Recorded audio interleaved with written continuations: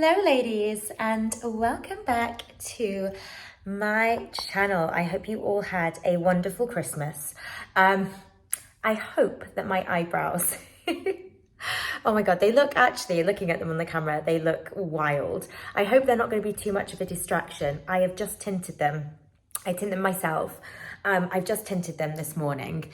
And normally the first day after I tint them, they're a lot. They're a lot. I have really white blonde eyebrows. And I only actually discovered eyebrow tinting when I was like 23. So I was a late bloomer when it came to the eyebrow game. So any photos of me pre sort of that age, I look like a different person because I did not have eyebrows.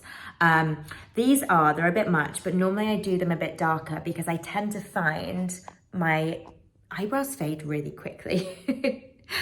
And I am wearing a sparkly dress because I am trying to figure out what I'm gonna wear for New Year's Eve. I'm making it look as if I'm going to be going to some super swanky party, which is not the case. I'm going to be at home with the kids. My parents have arrived, so we will be with them and my mother-in-law, and we're going to do some sparklers in the garden, have a dinner party, and just, it'll be very low-key. And if I'm being completely honest, probably not going to make it till midnight because I am exhausted. I'm kind of hoping that our neighbour, there's a big villa that we kind of like look out onto from our house, huge, like literally like a monstrous size villa, like it is ginormous.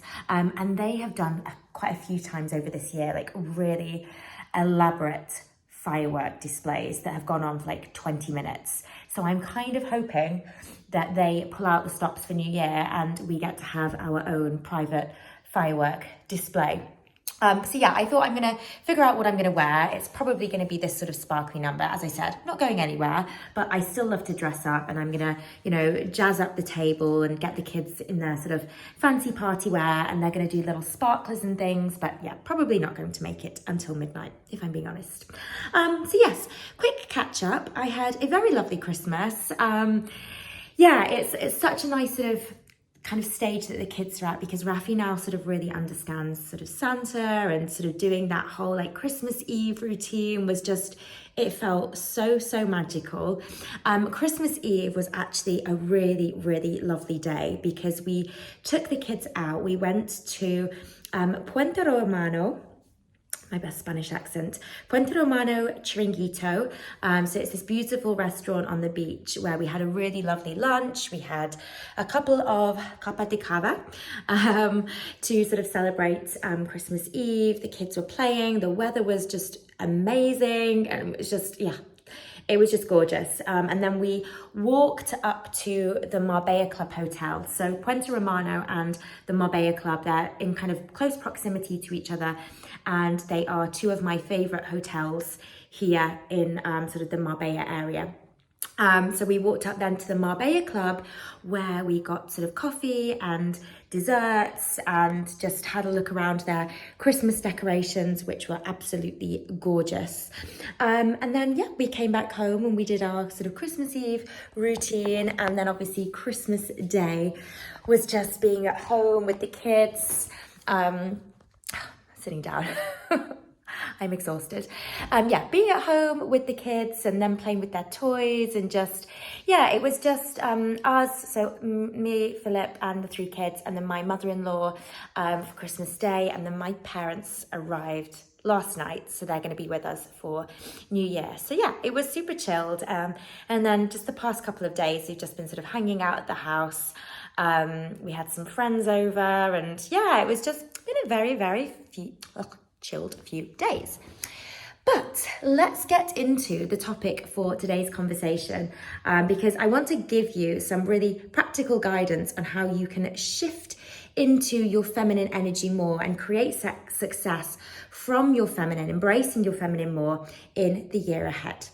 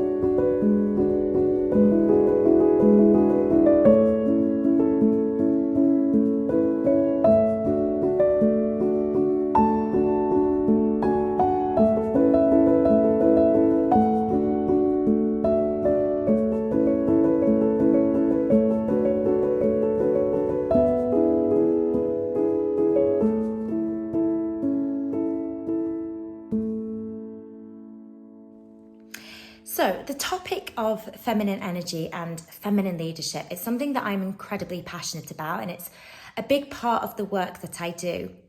And the work is really centered around helping women set a new narrative for how they succeed in life and get what they want, professionally, personally, financially. So rather than the masculine approach to getting to our goals, which says, I have to work hard, this needs to be hard, I have to struggle, I have to compete with others, I have to be hard. The feminine approach says, this can be fun. I don't need to force things. I can go with the flow and I can allow things to come to me. I can also be soft and compassionate and vulnerable, yet still be a force to be reckoned with. Now, I say feminine leadership, but whether you are a leader in your career, for example, or not, we all have the potential to be a leader in some capacity. So this may be in how you lead within your family, in relationships, and maybe just generally being, the leader within your own life and consciously choosing the life that you want and the life that you love, and creating success by embracing your feminine energy. It also doesn't necessarily mean career or business success or financial success. The principles of feminine leadership can really be applied across all areas of your life. Now, I could wax lyrical about, this topic all day long and things you could do to lean into your feminine more, but I know that just dumping a ton of information on you all in one go doesn't necessarily equal transformation. So what I want to provide you with is just two very simple things that you can start doing as you move into the new year. So these are simple habits that should be very easy to stick with. So let's start with the first thing, which is your routine. So when we're too much in our masculine, this can look like trying to fill every available space in your schedule. Or maybe it's having a very, very long to-do list of things you need to get done. And no matter how much you do, it always feels like you've got so much that you've not accomplished. So perhaps you feel like you don't have enough time to do the things. You are constantly rushing around to get all of the things done that you need to. So the masculine is about doing, taking the action. And we know that this is necessary.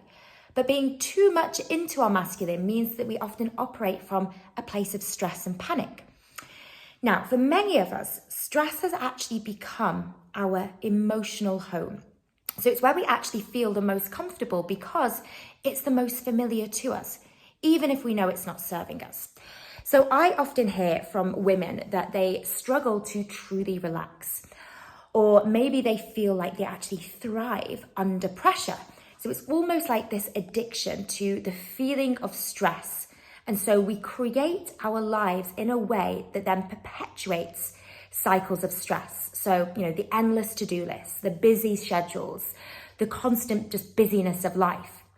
So one practical thing we can do to counter this is actually by creating intentional and planned empty space within our schedule.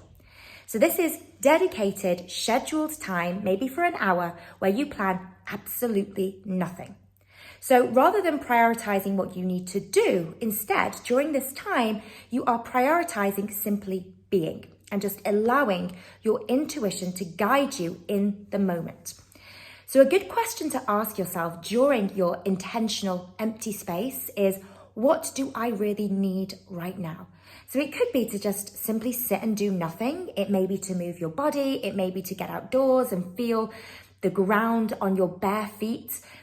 The point is, rather than dictating what we feel like we should be doing ahead of time, we're tuning in with ourselves to identify what we really actually need in the moment.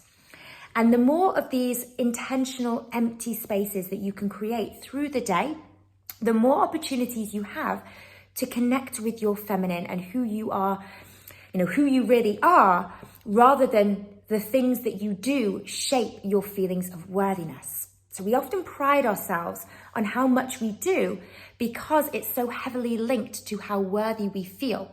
But by prioritizing simply being, what we're saying here is, I don't always need to be earning my right to rest. I'm worthy of giving myself love as a priority rather than as an afterthought. Now, the second thing you can do is to start paying attention to how you are feeling in the moments before you do the doing. So, let's say, for example, you've got a project that's on your to-do list and let's say it requires you to sit down in front of a computer and you're feeling stressed already. You're tired, your body is tense, your breathing is shallow. But perhaps because you're so busy, you don't actually even notice any of these things. You've almost become desensitized to the feelings of stress because it is always present. And you then do the doing and all of the things that you need to get done. And perhaps you do feel a sense of pride in what you've accomplished. And what you are then doing in that moment, you are reinforcing to your subconscious that stress needs to be present for me to get things done and for me to succeed. And as a result, stress then becomes the foundation upon which your success is built. Without it, you don't believe you can truly succeed. But we can only survive prolonged periods of stress for so long. After a while, we're going to become exhausted, our performance drops, we perhaps start to feel anxious, our mood becomes low, we become snappy. The corporate world is a really good example of this narrative. Its backbone is the masculine energy, or working under stress and pressure and, just carrying on with your tasks no matter how you are feeling. And then when women try and succeed in this space, they shift too much into their masculine. It can then lead them to want to actually just step away from their work completely. And what I've actually seen happen a lot is that women will perhaps quit corporate because, they're too stressed, and they'll maybe start a business, but they'll very quickly fall back into the same patterns of stress because it is all they know. So I think simple thing you can do to start reversing this cycle is to start checking in with yourself, how you're feeling before you take any action. And where necessary, regulate your nervous system.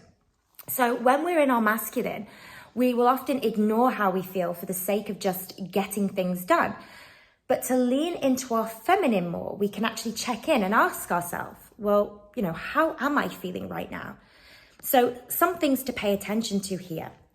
Are you feeling fear, stress, panic, anxiousness? Maybe you've got short, shallow breathing. Maybe your heart is racing.